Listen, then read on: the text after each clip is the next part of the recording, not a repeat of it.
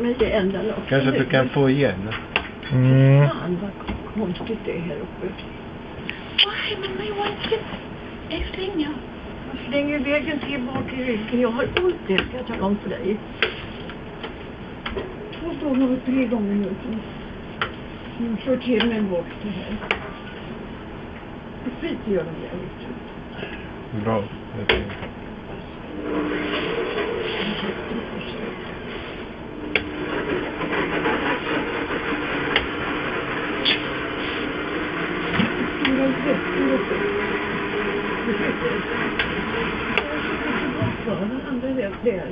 Är det här sant eller? Oj, inget tecknat.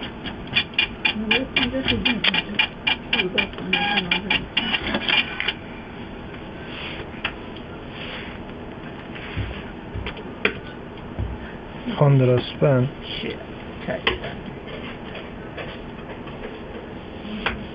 Du som inte fick göra någonting där. Ja.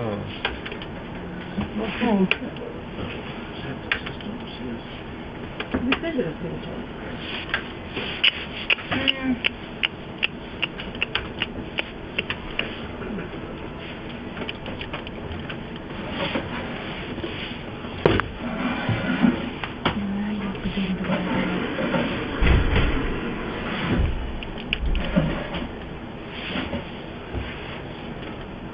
Bara pengar det var.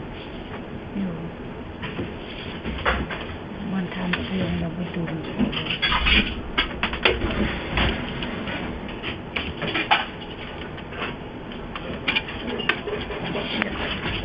Det borde ha varit 4 spänn kvitto på det här.